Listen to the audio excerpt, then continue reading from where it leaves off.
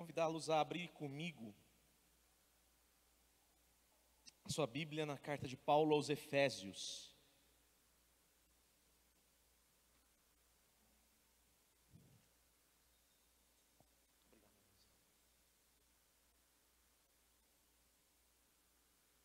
Abra sua Bíblia comigo em Efésios, no capítulo 2.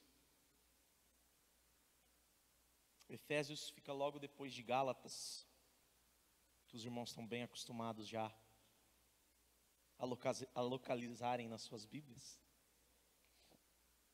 Efésios 2, nós vamos fazer a leitura do verso 11 ao 22. Hoje nós vamos falar de igreja. Hoje nós vamos falar da congregação dos santos.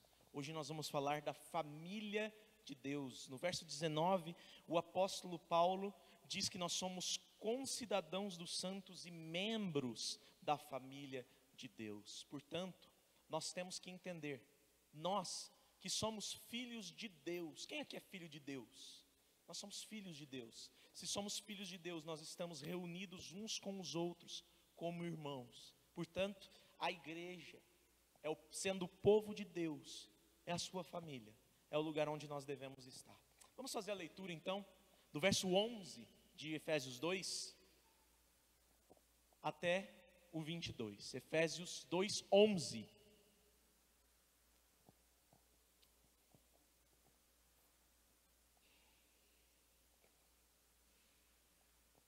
A palavra do Senhor diz: portanto, lembrem-se de que no passado vocês eram gentios na carne, chamados incircuncisão por aqueles que se intitulam circuncisão, que é feita na carne por mãos humanas. Naquele tempo vocês estavam sem Cristo, separados da comunidade de Israel e estranhos às alianças da promessa, não tendo esperança e sem Deus no mundo. Mas agora, em Cristo Jesus, vocês que antes estavam longe, foram aproximados pelo sangue de Cristo.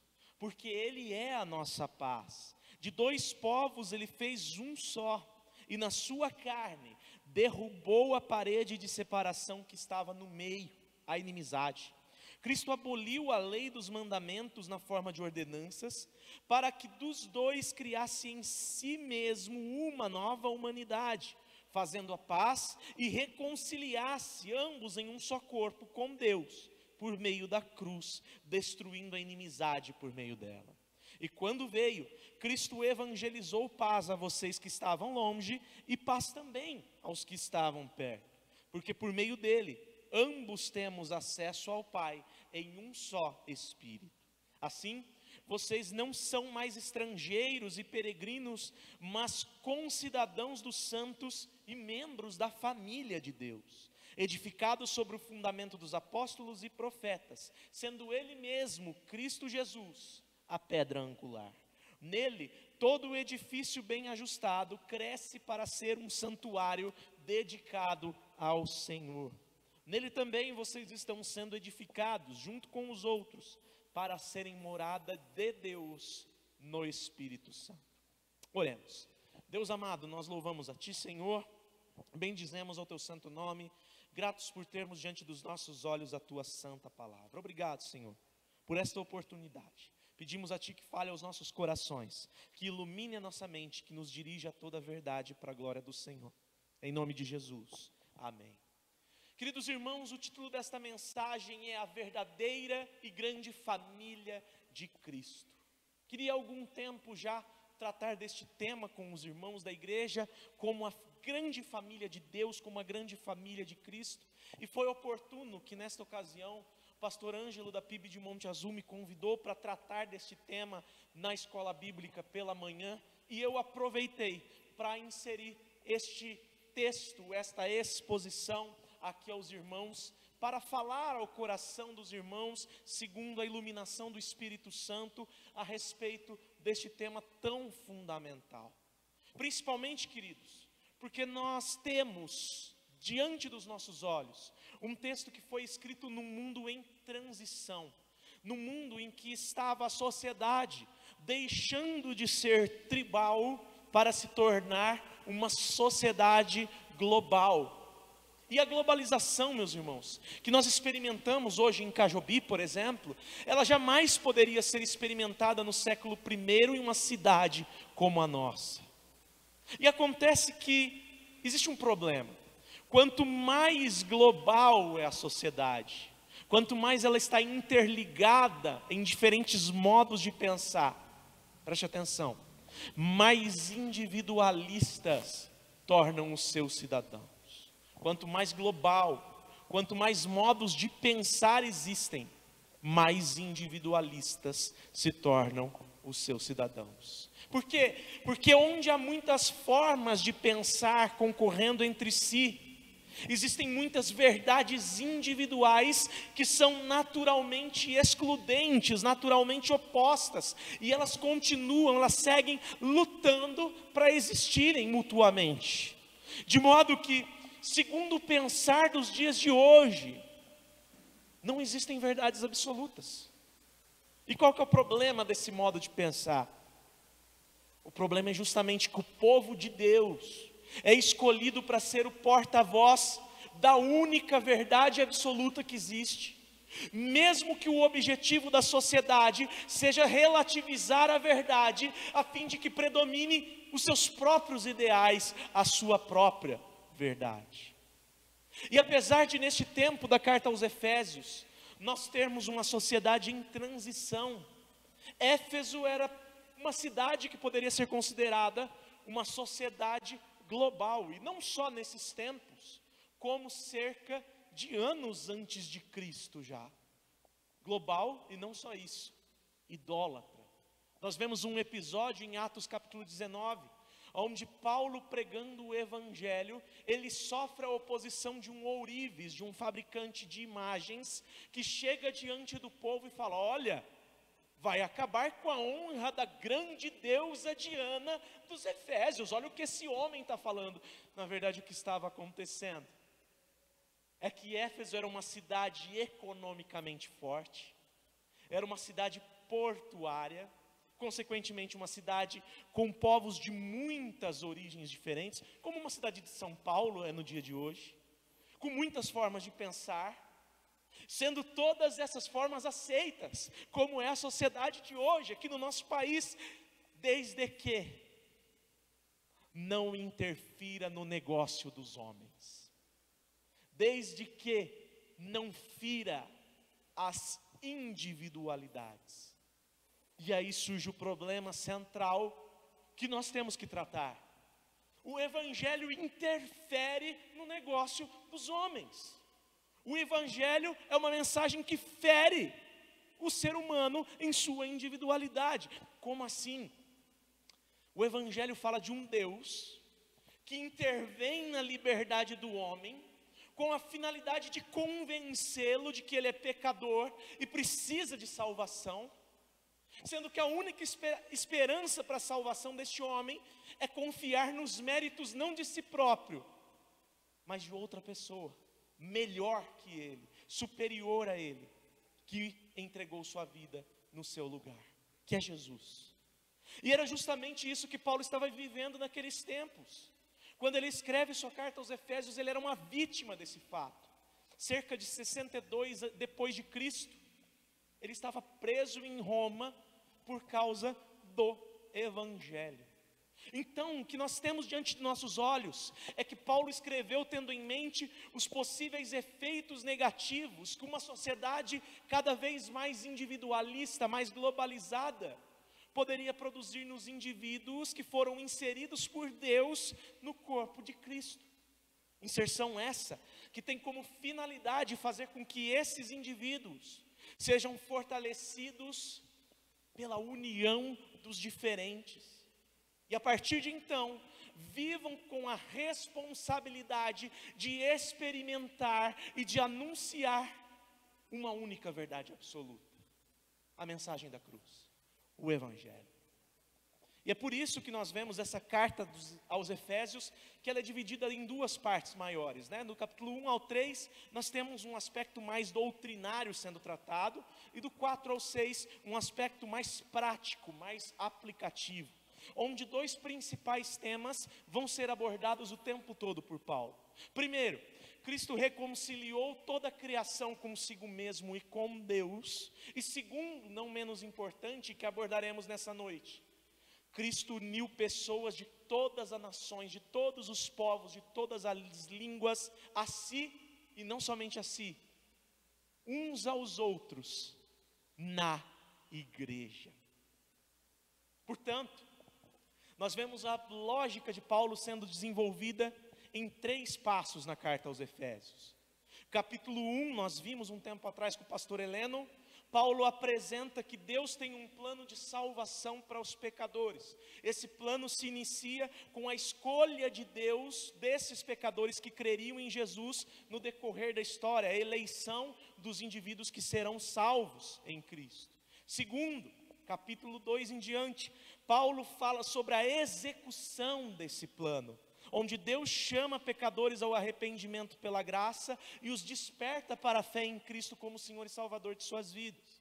E terceiro, Paulo fala sobre a finalidade deste plano, e aqui a partir deste texto onde nós estamos tendo diante dos nossos olhos nessa noite. Que finalidade é essa? Reunir aqueles que Deus elegeu em Cristo para a salvação, que justificou mediante a fé em Cristo, em um só povo. Reunir os eleitos que creram em Cristo na igreja. Portanto, meus irmãos, nós precisamos entender que a finalidade da salvação de qualquer indivíduo, da minha salvação, da sua salvação, é a manifestação da glória de Deus a partir da igreja. De modo que ou o crente está em comunhão com Deus na igreja, ou então talvez ele nunca tenha sido um crente de verdade, salvo raras exceções. E é por isso que a mensagem de Paulo nos leva a extrair algumas verdades deste texto para as nossas reflexões nos dias de hoje. Primeira verdade: quem não está em comunhão com a igreja está separado de Cristo. Olha os versos 11 e 12, o raciocínio de Paulo. Portanto, lembrem-se de que no passado, antes de conhecerem a Cristo, antes de receberem Jesus como Senhor e Salvador, até mesmo antes de vir o Senhor Jesus, no passado vocês eram gentios na carne, vocês eram chamados incircuncisão por aqueles que se intitulam circuncisão.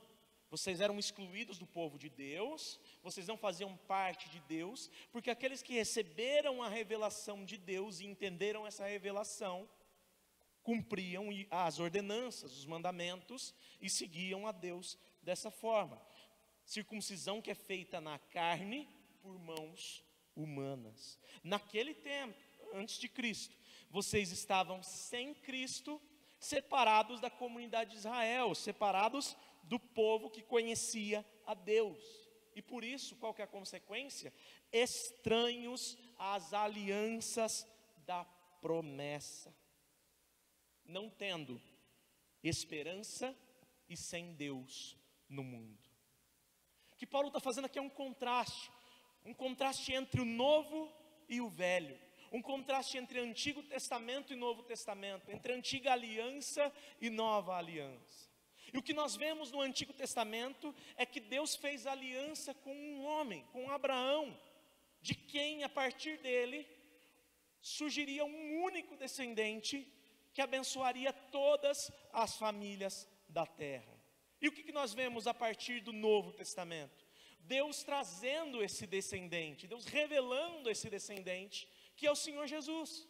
Sendo que todos os que reconhecem esse descendente como seu Senhor e Salvador pessoal, eles automaticamente passam a fazer parte do povo de Deus. Ou seja, todos os crentes verdadeiros fazem parte da família de Deus. A pergunta que surge é: como alguém pode dizer que faz parte dessa família, se não estiver próximo dela, se não for identificado com ela, se não desejar estar com ela?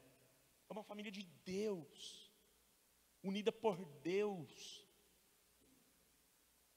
Queridos, assim como aqueles que não eram circuncidados na carne, eram estranhos ao povo terreno de Deus, Israel, Aqueles que não são circuncidados no coração, que não nasceram de novo, são estranhos ao povo espiritual de Deus, a igreja. Portanto, só pertence à igreja de Deus quem for circuncidado no coração, quem for verdadeiramente crente em Cristo. E isso, meus irmãos, é algo invisível, porque nós estamos falando de uma realidade espiritual.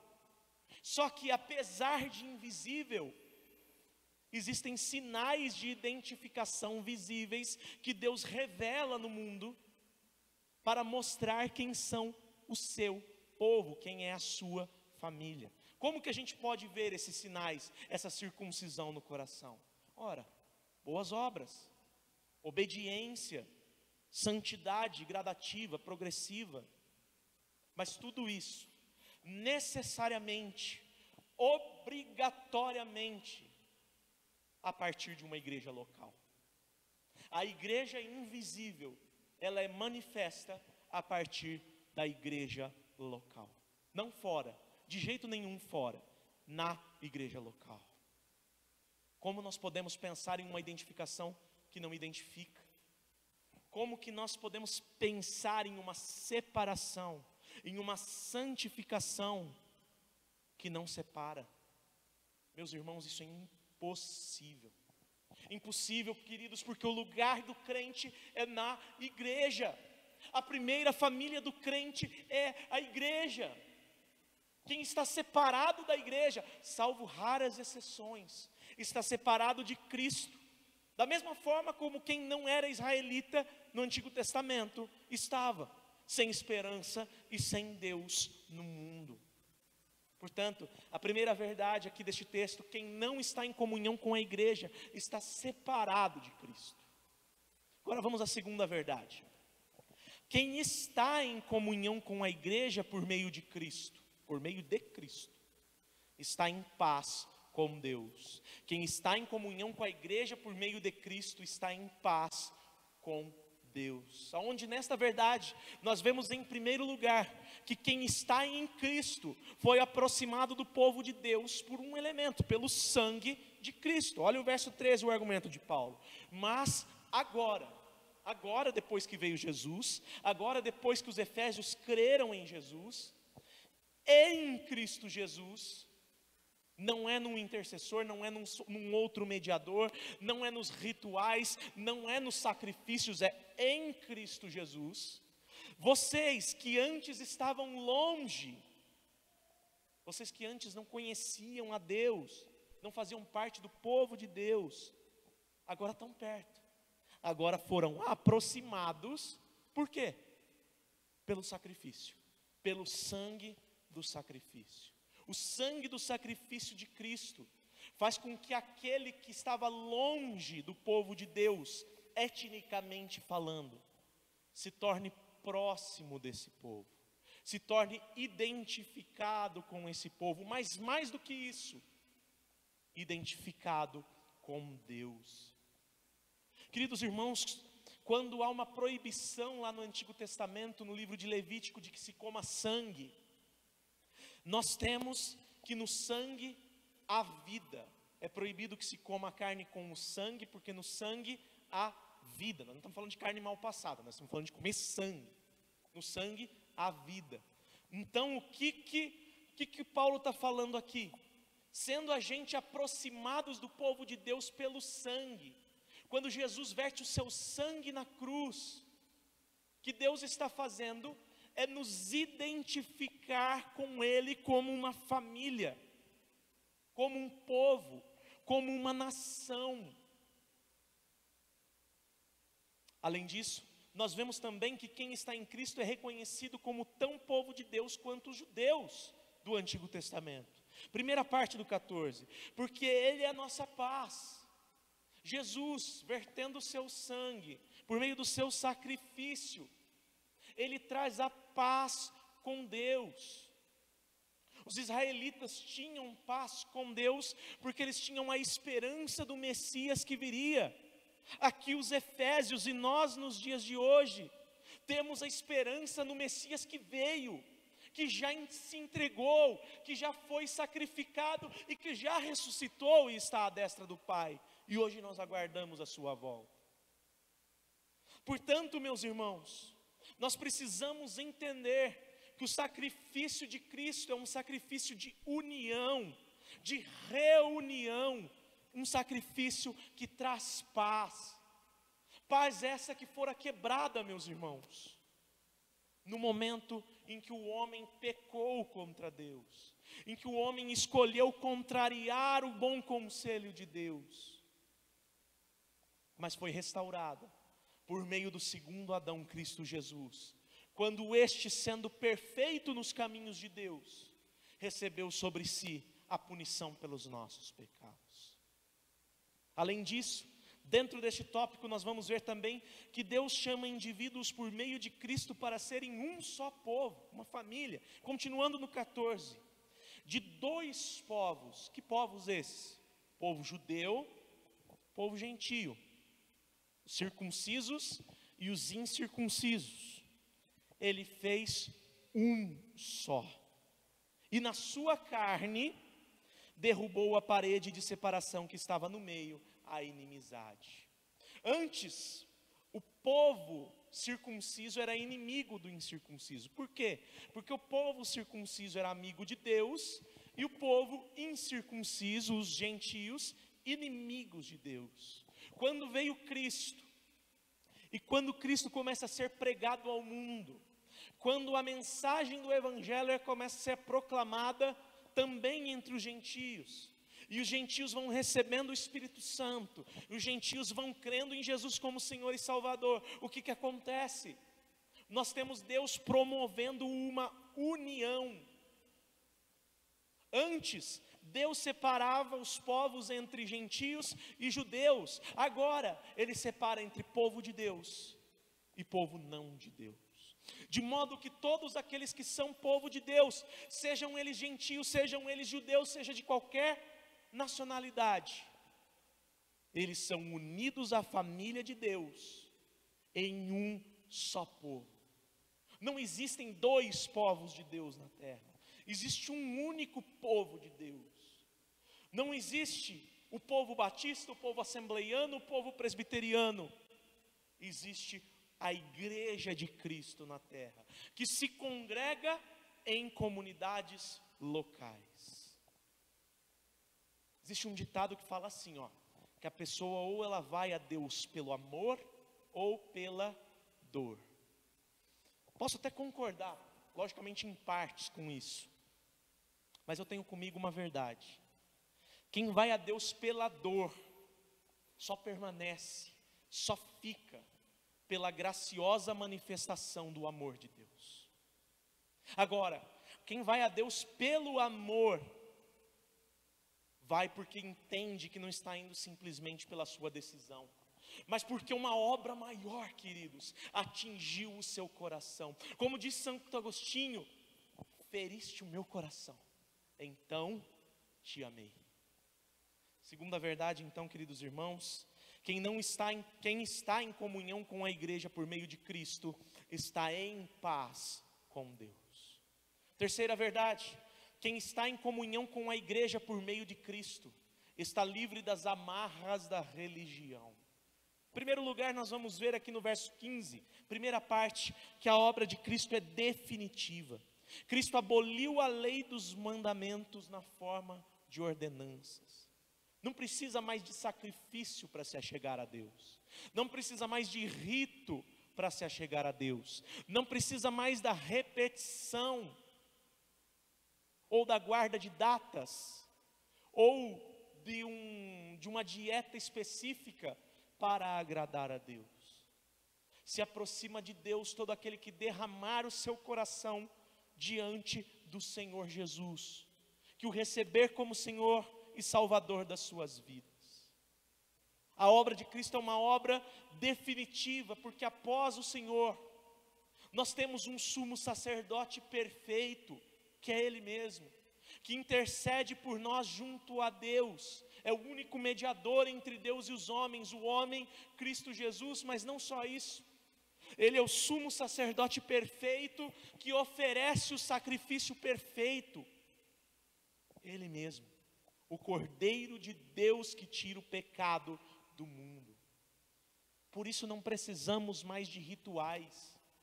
Por isso nós não precisamos mais repetir mantras, repetir rezas.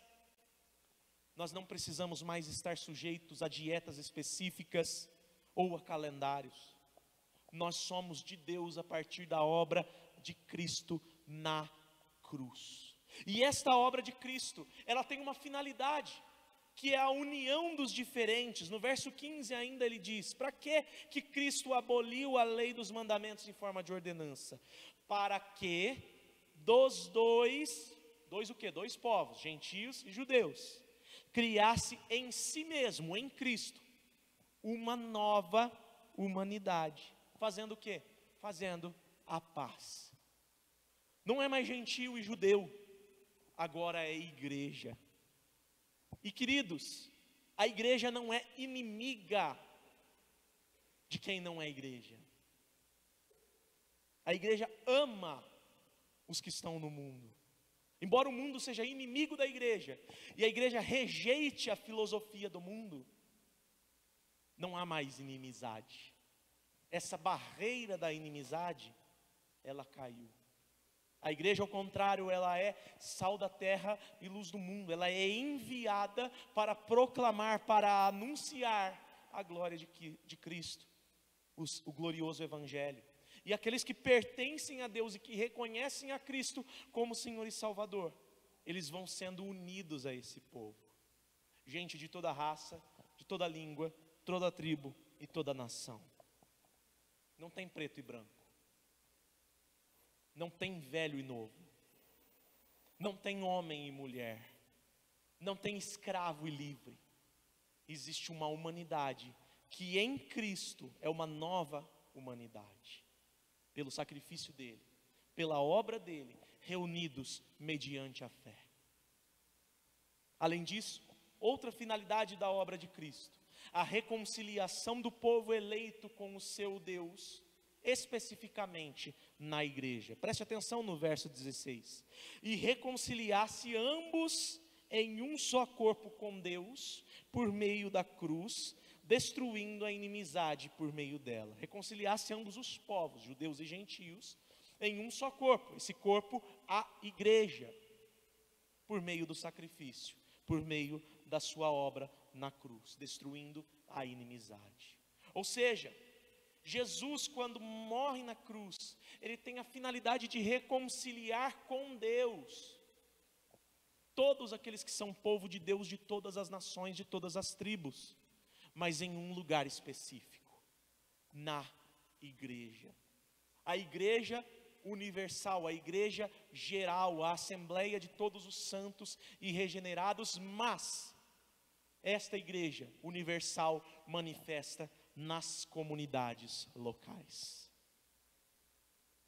Por meio de Cristo, queridos, Deus separa a humanidade em dois povos distintos, justos e ímpios. Só que acontece o seguinte: por meio de Cristo, Deus une todos aqueles que são por Ele declarados como justos em um único povo, o corpo de Cristo, a igreja.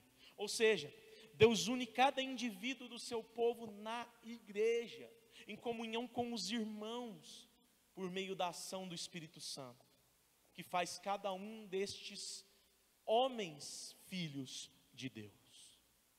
Isso independente da lei, de ritos, de mediadores, de qualquer outra coisa. Portanto, terceira verdade: quem está em comunhão com a igreja por meio de Cristo, está livre das amarras da religião.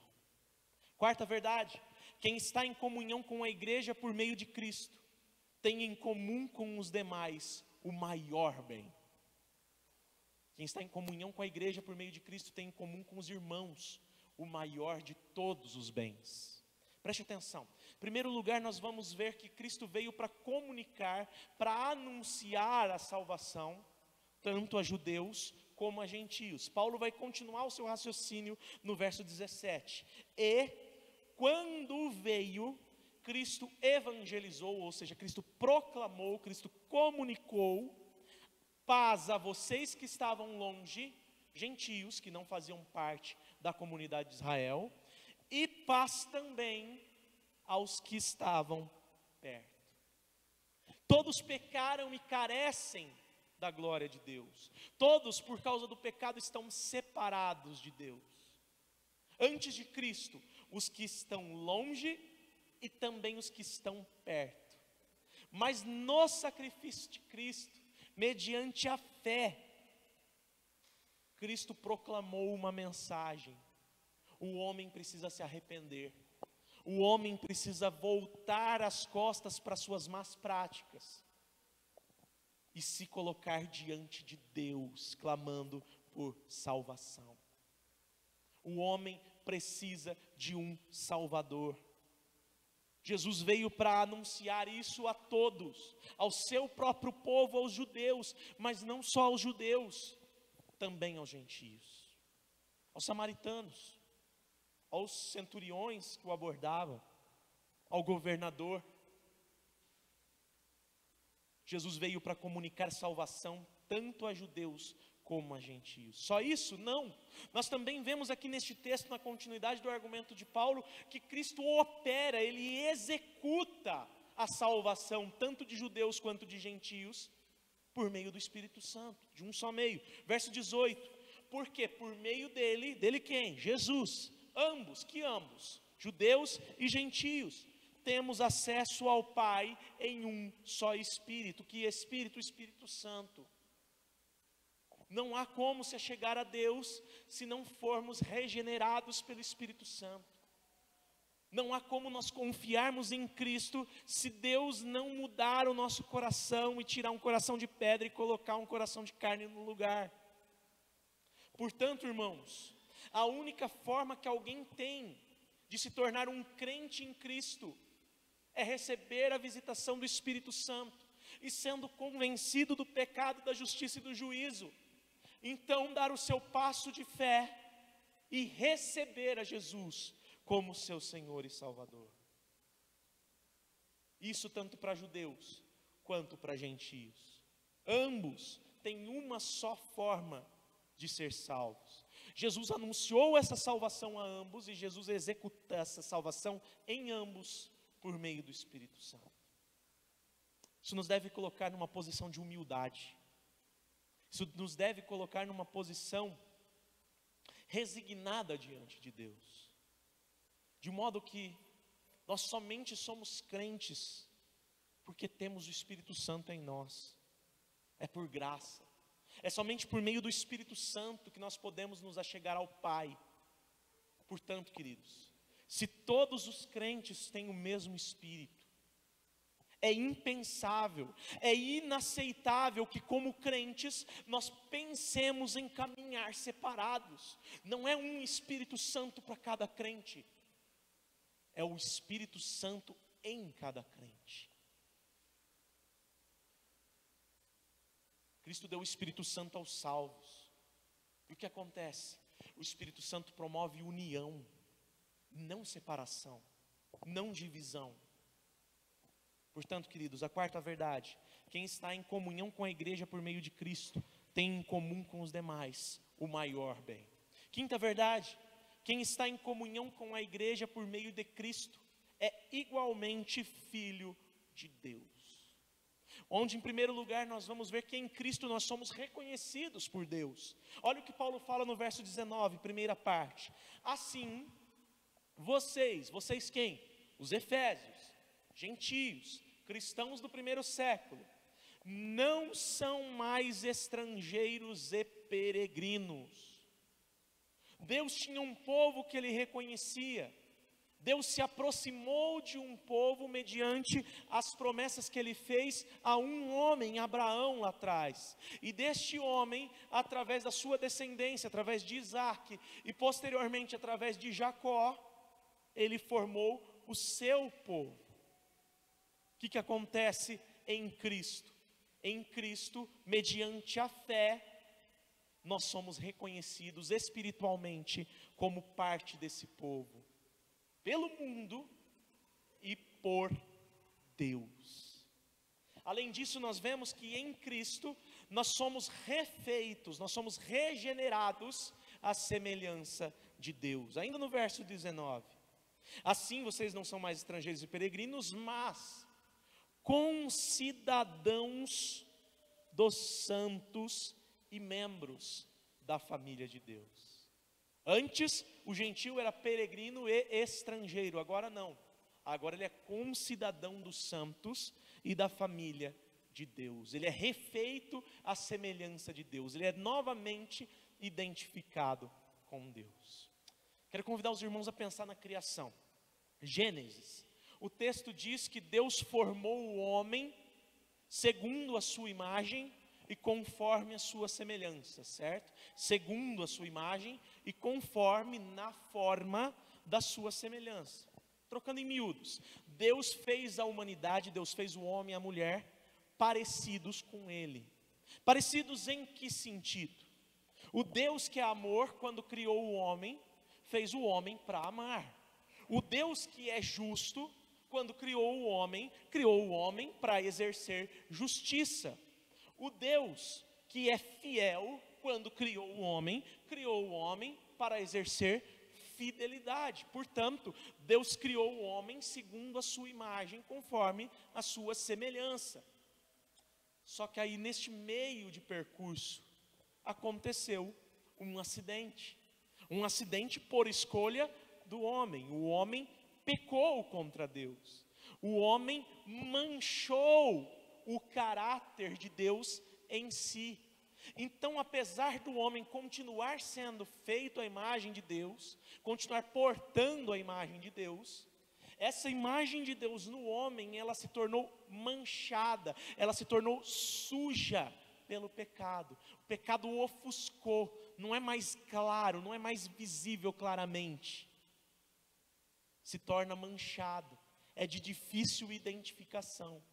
O homem que pode fazer o bem e faz o bem, ao mesmo tempo ele vai jorrar outra água. Ele também pode fazer o mal, e de uma forma muito cruel. Quando cremos em Cristo, quando Cristo faz a sua obra e opera segundo a ação do Espírito Santo em nós, mediante a fé, o que acontece? Deus vai nos limpando, Deus vai restaurando pouco a pouco essa imagem dele em nós, e nós vamos voltando a manifestar nas nossas vidas, dia após dia, gradativamente, esse caráter de Deus. Nós vemos isso claramente em Gálatas, na última exposição que tivemos. Mas o fruto do Espírito é amor, alegria, longanimidade, benignidade, fidelidade, mansidão e domínio próprio. E contra essas coisas não há lei. Por que não há lei? Porque é a manifestação do próprio caráter de Deus. O fruto é do Espírito. Então, queridos, quando nós temos a Cristo, em Cristo, nós somos refeitos, somos restaurados, somos regenerados à semelhança de Deus. Além disso, em Cristo nós temos comunhão com os santos de todos os tempos, com os apóstolos e com os profetas do passado. Verso 20: edificados sobre o fundamento dos apóstolos e profetas, dos apóstolos que creram no Senhor, no Cristo que veio, e dos profetas que criam no Cristo que viria, sendo Ele mesmo, Cristo Jesus, a pedra angular. Então nós somos um só povo, identificados com Deus, assim como os profetas do Antigo Testamento, que pregavam arrependam-se, também eram, assim como os apóstolos do Novo Testamento, os primeiros a serem chamados por Jesus, também eram. Nós estamos no mesmo time, nós estamos na mesma família, somos parte do mesmo povo, e estamos edificados sobre o mesmo fundamento. Que fundamento que é esse, irmãos? O próprio Senhor Jesus, que é a pedra angular. A ideia de que cada um de nós é uma construção, é uma edificação nas mãos de Deus. Mas como edificações na mão de Deus, nós temos um alicerce que não nos deixa ruir, que não nos deixa cair. Que alicerce é esse? Jesus, a sua obra, o seu sacrifício, a sua ressurreição. Se por causa da obra de Cristo nós passamos a fazer parte da família de Deus, irmãos, nós precisamos compreender que em uma família, cada um tem as suas responsabilidades e compromissos. Um lava a louça, o outro arruma a cama, o outro varre a casa. Numa família, o pai provê, a mãe edifica com sabedoria, o filho obedece para a glória de Deus. Portanto, na igreja não é só o pastor que tem responsabilidade e compromisso. Não são só os músicos que devem chegar no horário e com o repertório pronto e tirado. Não é só um líder de jovens, de mulheres ou de qualquer outro departamento. Na igreja, cada membro tem uma responsabilidade. Uma vez que a igreja é a reunião dos irmãos. E os irmãos são filhos do mesmo Pai, filhos de Deus. Quinta verdade: quem está em comunhão com a igreja por meio de Cristo é igualmente filho de Deus. Sexta e última verdade: quem está em comunhão com a igreja por meio de Cristo deseja crescer espiritualmente para a glória de Deus. Quem está em comunhão com a igreja por meio de Cristo deseja crescer espiritualmente para a glória de Deus. Onde, em primeiro lugar, nós vamos ver Paulo falando dos crentes individualmente. Cada crente individualmente é uma obra de construção nas mãos de Deus. Presta atenção no comecinho do verso 21.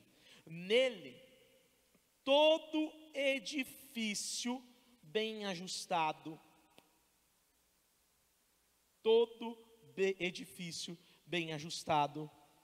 cresce para ser um santuário dedicado ao Senhor. Então nós temos que individualmente, nós somos edifícios, somos construções na mão de Deus, nós somos obra de Deus, obra das mãos de Deus. Só que esse edifício não é construído para estar isolado. Geralmente nós vemos prédios, edifícios sendo construídos e postos como? Em condomínios, né? São reunidos em blocos e esses blocos, eles formam condomínios. Mais ou menos assim funciona na igreja. Cada crente da igreja também, junto da igreja, visa crescer para receber a presença gloriosa de Deus. Primeiro ele vai falar, verso 21, nele todo edifício, bem ajustado, junto, unido, cresce. Cresce como? Para ser um santuário dedicado de Deus. Separados individualmente? Não, bem ajustado, junto, em comunhão. Ai, a igreja sou eu, dizem por aí. Não vou na igreja porque a igreja sou eu. Não, olha o que Paulo está dizendo aqui. Todo edifício bem ajustado cresce para ser um santuário dedicado ao Senhor. Nós somos igreja, nós somos santuário do Senhor, quando caminhamos juntos, no mesmo propósito, segundo a mesma direção, tendo os mesmos interesses e o mesmo alvo, que é a eternidade, que é a glória de Deus, que é proclamar as grandezas daquele que nos chamou das trevas para a sua maravilhosa luz. E mais, queridos, cada crente junto da igreja é habitado, é morada do Espírito Santo. Preste atenção no 22. Nele também vocês estão sendo edificados, cada um como um edifício, como um prédio, como uma construção, juntos com os outros, com outros prédios, com outros edifícios, com outras construções, com outros irmãos, com uma finalidade, para serem morada de Deus. Eu não preciso da igreja, eu sou crente, eu tenho o Espírito Santo. Sim, quem é crente tem o Espírito Santo. Mas quem é crente é morada de Deus, junto com outros crentes, é em comunhão com outros crentes. Queridos irmãos, precisamos ter em mente que Deus se manifesta através de nós, quando nós andamos juntos, não quando nós andamos separados. Muitas vezes Deus vai nos usar em situações específicas, onde não estamos reunidos como igreja, sim. Mas o propósito de Deus é que isso aconteça a partir da igreja, juntos, não separados. Você quer ter experiências sobrenaturais com Deus? Quer ver milagre acontecer? Esteja na igreja. Você quer ter autoridade para falar de Deus, para proclamar o Evangelho, e a pessoa te ouvir, prestar atenção, se interessar? Crer é obra do Espírito, mas se interessar. Quer ter essa autoridade? Esteja na igreja. Quer andar em santidade, quer agradar a Deus? Esteja na igreja, que é onde você vai ser equipado, que é onde você vai ser preparado, que é onde você vai ser ensinado. Seja discipulado, passe por ensino, receba o ensino da sua igreja, do seu pastor, se for realmente um ensino bíblico. Sexta verdade, queridos: quem está em comunhão com a igreja por meio de Cristo, deseja crescer espiritualmente para a glória de Deus. E aqui eu já estou encerrando, e quero, antes de terminar a minha mensagem, deixar alguns desafios aos irmãos, para colocar em prática tudo aquilo que nós aprendemos acerca da igreja como família de Deus, em meio a essas 6 verdades expostas por Paulo neste texto. Então, assim como são 6 verdades no texto, eu quero deixar, de forma bem breve, 6 desafios. Primeiro desafio: rejeite a ideia de que é possível estar em Cristo sem estar na igreja. Meus irmãos, salvo raras exceções, onde não há igreja, onde não há condição de se congregar, porque não tem uma igreja bíblica. Estar sem Cristo, estar em Cristo, necessariamente passa por estar na igreja.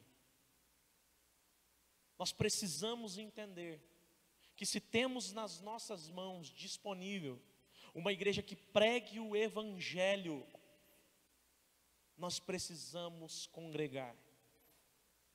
Ai, mas o irmão lá é pecador igual você. Ah, mas ele fez isso. Talvez você não tenha feito isso, mas fez aquilo. Queridos, é impossível estar em Cristo sem estar na igreja, salvo raras exceções. Nós precisamos rejeitar essa ideia. Nós precisamos contrariar quem fala isso para nós. Quem fala, por exemplo, eu deixei a igreja, mas não deixei Deus. Bem, pode até ser verdade que a pessoa não deixou Deus. Mas se ela não deixou Deus, ela precisa desejar estar na igreja. Ela precisa procurar uma igreja. Ela não pode se isolar do mundo. Porque Deus chamou o crente para a comunidade, para a comunhão, para ser família, para viver uns com os outros. Então, o primeiro desafio: rejeite a ideia de que é possível estar em Cristo sem estar na igreja. Segundo desafio: responda ao amor de Deus estando na igreja. Nós amamos por quê? Porque Deus amou primeiro. O que Deus fez? Deus amou o mundo de tal maneira que entregou seu Filho unigênito para que todo aquele que nele crê não pereça, mas tenha a vida eterna. No que consiste o amor de Deus? O amor de Deus consiste em que Deus nos amou e nos deu seu Filho em sacrifício, quando ainda éramos pecadores. Queridos, Deus abriu mão de tudo, Ele entregou tudo, e nós, como temos respondido a isso? Eu faço o bem, sou generoso, eu ajudo obras de caridade, eu alimento o faminto. Olha, eu nem falo para ninguém, tá? Que a mão direita faz, a esquerda não deve saber. Muito bem, continue, mas sem ignorar o mais importante: o amor. O amor a quem? Certa feita, quando indagado por um jovem sobre os mandamentos, quais seriam mais importantes, o Senhor Jesus diz: mais importante, ame ao Senhor teu Deus, de toda a tua força, de todo o teu entendimento. Ame o Senhor teu Deus. Como nós amamos a Deus, como nós manifestamos este amor a Deus, oferecendo a nossa vida como culto a Deus. E isso inicia, isso começa pela igreja. É na igreja só? Não, mas inicia na igreja. A igreja é o povo de Deus, a igreja é o povo amado por Deus, e a igreja é o povo que ama a Deus. Segundo lugar, segundo desafio, responda ao amor de Deus estando na igreja. Terceiro desafio, se liberte da falsa religiosidade caminhando com a igreja. Então, vou estar em igreja, vou fazer um propósito com o Senhor. Toda ceia eu vou na igreja. Vou fazer um propósito mais ousado. Vou na igreja cada 15 dias. Vou na igreja todo domingo. Vamos fazer um propósito mais ousado. Vou na igreja todos os cultos. E se tiver PGM eu vou também. Não é essa a ideia. A ideia não é quantificar o quanto nós frequentamos os cultos. A ideia não é estabelecer diante de Deus uma rotina, onde se nós desviarmos estamos mal, ou onde se nós cumprirmos nós estamos bem. A ideia é desejar ardentemente de todo o coração estar na presença de Deus. E em cada oportunidade que Deus oferece, sendo possível, oferecer a sua vida a Deus como culto racional.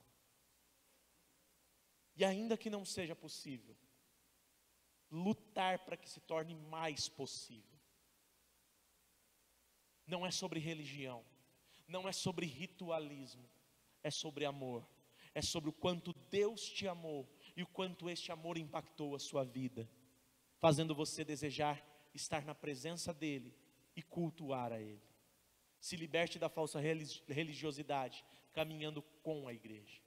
Quarto desafio, seja cheio do Espírito Santo a partir de uma vida na igreja. Queridos, os filhos de Deus, eles são habitados pelo Espírito Santo. Mas nós somos cheios do Espírito Santo quando nós nos reunimos e passamos a buscar por esse enchimento. E passamos a clamar a Deus para que Ele venha, para que Ele nos tome, para que Ele nos encha, para que Ele nos faça um com Ele. E nós vamos clamando e juntos uns com os outros. E aí Deus vai nos equipando, vai nos capacitando, vai nos enchendo, vai nos fazendo pessoas com um novo modo de pensar. E nós vamos sendo transformados pela renovação da nossa mente. E o que acontece? Nós experimentamos qual a boa, agradável e perfeita vontade de Deus. Meu irmão, busque a Deus, mas entenda que essa busca tem que começar na igreja, sob a direção da palavra de Deus, de homens que obedecem à palavra de Deus. Seja cheio do Espírito Santo a partir de uma vida na igreja. Este é o quarto desafio. Quinto desafio, se deleite na oportunidade de manifestar o amor de Deus aos seus irmãos que reúnem-se na igreja. Se deleite na oportunidade de manifestar o amor de Deus aos seus irmãos que se reúnem na igreja. Queridos, são tua família. É o povo que Deus reuniu para ser o teu povo. Sirva esse povo. Ame este povo. Ore pelos seus irmãos. Deseje estar com ele. Deseje saber da vida dele. Não é saber para fofocar. É saber, é ter intimidade. É chorar quando ele está chorando. É rir quando ele está se alegrando. Se deleite na oportunidade de manifestar o amor de Deus aos seus irmãos que se reúnem na igreja. Sexto e último desafio. Deseje crescer espiritualmente com o auxílio da igreja. Mas eu oro, eu leio a palavra. Sim, querido, faz muito bem se fizer isso. Mas faça isso sob a direção de um pastor bíblico. Pastor bíblico. Pastor que prega o evangelho. Tá? Não é qualquer um que se diz pastor. Pastor bíblico. Deseje crescer espiritualmente. Tenha vontade de ter mais autoridade para falar do evangelho. De ter mais oportunidades para proclamar a mensagem que te salvou. Deseja conhecer mais, ter mais entendimento, ter mais forças para resistir ao maligno. Sexto desafio, deseje crescer espiritualmente com o auxílio da igreja. Quero concluir essa mensagem dizendo algo forte a você. Eu não sou igreja. Eu não sou igreja. E você não é igreja. Mas nós, juntos, unidos, segundo o mesmo propósito, somos a igreja de Cristo. Somos a família de Deus aqui neste mundo, aqui nessa cidade de Cajobi. Você pode não concordar com o meu ensino, achar que não é bem por aí. Mas o que você não tem o poder é para escapar daquilo que Deus revela na sua santa palavra. Portanto, se você tem pensado em deixar a sua igreja, a mensagem de Deus a você é que você abandone essa ideia insana. Deus te chamou das trevas para a sua maravilhosa luz, para que a partir de uma igreja local saudável, você comunique as grandezas dele. Portanto, não fuja da sua responsabilidade. Agora, se você está do lado daqueles que estão há anos na igreja, mas estão conformadinhos com a sua cadeira cativa, tem até o seu lugar marcado, falta escrever o nome na cadeira. Você está satisfeito com uma vida espiritual rasa, abaixo de medíocre. Se você está contente com o fato de aparecer aqui, sei lá, uma vez por semana, cada 15 dias, uma vez por mês, ou até todo culto, não importa. Então Deus te chama hoje ao arrependimento. Assim como numa família de carne e osso, todos têm responsabilidade. Nós, como família espiritual, também temos as nossas responsabilidades. Portanto, querido, eu rogo pelo poder de Deus, que você coloque os seus dons e talentos à disposição da igreja, para servir. Sirva, queridos, como o bom Senhor Jesus um dia esteve aqui entre nós. Ele que te salvou, também serviu, lavou os pés dos seus discípulos e até mesmo do seu traidor. E o que diz a palavra de Deus? Domingo passado nós vimos que, tendo amado os seus, amou-os até o fim. Venham, vivamos, queridos, e sejamos igreja, família de Cristo, para a glória de Deus. Vamos orar. Senhor Deus e Pai, te louvamos, Senhor, pela mensagem que o Senhor trouxe a nós. Te louvamos, Deus, por todo este ensinamento, por todas as lições, por todo o entendimento que o Senhor nos abriu, Senhor, quanto à importância de nos reunirmos como igreja. Obrigado, Pai, por nos colocar neste lugar, onde há um espaço confortável para recebermos da palavra do Senhor, para louvarmos ao Senhor. Obrigado, Pai, por nos atrair a este povo, a estes irmãos que aqui se congregam. Obrigado por nos fazer família do Senhor. Que segundo a Tua graça, Pai, possamos cada vez mais estar próximos uns dos outros, desejando mais, meu Pai, aquilo que vem de Ti, a Tua santidade, a Tua justiça, o Teu amor. No nome de Jesus, põe nos nossos corações, Pai, a certeza de que é somente através do povo do Senhor, em meio ao povo do Senhor, que nós teremos a capacidade de sairmos triunfantes, porque o Senhor chamou um povo para triunfar. Este povo é chamado para vencer. Esta é a nossa oração, Senhor, gratos por sermos Tua família. Oração que fazemos no nome daquele que nos fez família de Deus, no nome de Jesus Cristo. Amém.